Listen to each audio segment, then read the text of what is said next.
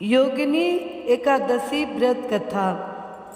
धर्मराज युधिष्ठिर कहने लगे कि भगवान, मैंने ज्येष्ठ शुक्ल एकादशी के व्रत का महात्म सुना।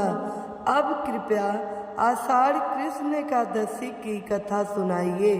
इसका नाम क्या है, महात्म क्या है, यह भी बताइए।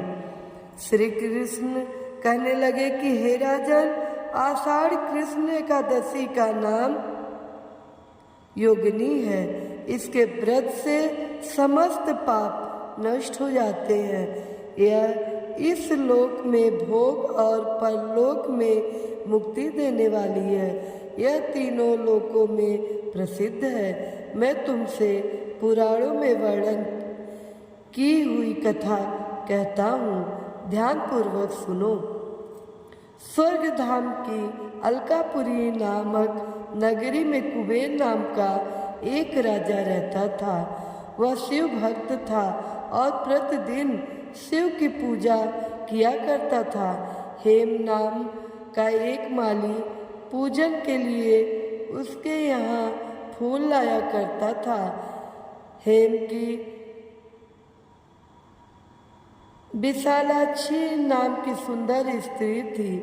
एक दिन वह मानसरोवर से पुष्प तो ले आया, लेकिन कामासक्त होने के कारण वह अपनी स्त्री से हास्य विनोद तथा रमण करने लगा।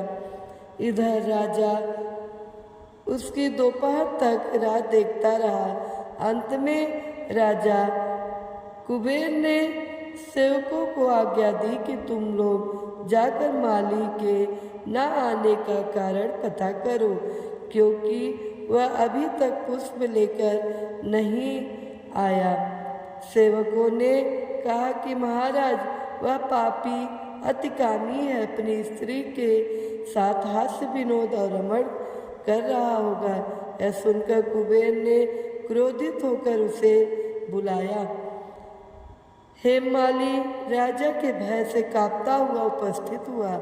राजा कुबेर ने क्रोध में आकर कहा, अरे पापी नीच कामी, तूने मेरे परम पूजनीय ईश्वर के ईश्वर श्री शिवजी महाराज का अनादर किया है। इसलिए मैं तुझे श्राप देता हूँ कि तू स्त्री का वियोग सहेगा और मृत्यु लोक में जाकर कोढ़ी होगा।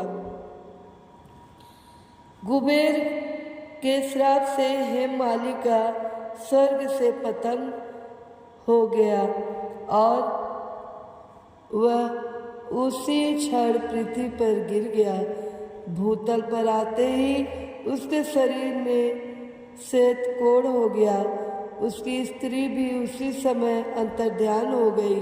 मृत्युलोक में आकर माली ने महान दुख भोगे। भयानक जंगल में जाकर बिना अन्न और जल के भटकता रहा। रात्रि को निद्रा भी नहीं आती थी, परंतु शिव जी की पूजा के प्रभाव से उसको पिछले जन्म की स्मृति का ज्ञान अवश्य रहा। घूमते घूमते एक दिन वह मार्कंडेय ऋषि के आश्रम में पहुंच गया, जो ब्रह्मा से भी अधिक वृद्ध थे और जिनका आश्रम ब्रह्मा की सभा के समान लगता था। हेममाली वहाँ जाकर उनके पैरों में पड़ गया। उसे देखकर मार्कंडेय ऋषि बोले, तुमने ऐसा कौन सा पाप किया है जिसके प्रभाव से यह हालत हो गई है। हेममाली ने सारा वृत्तांत कह सुनाया। यह सुनकर ऋषि बोले, निश्चित ही तूने मेरे सन्मुख सत्य वचन कहे हैं, इसलिए तेरे उद्धार के लिए मैं एक व्रत बताता हूँ। यदि तू आषाढ़ मास के कृष्ण पक्ष की योगिनी नामक एकादशी का विधि पूर्वक व्रत करेगा तो तेरे सब पाप नष्ट हो जाएंगे। यह सुनकर हेममाली ने अत्यंत प्रसन्न होकर मुनि को साष्टांग प्रणाम किया।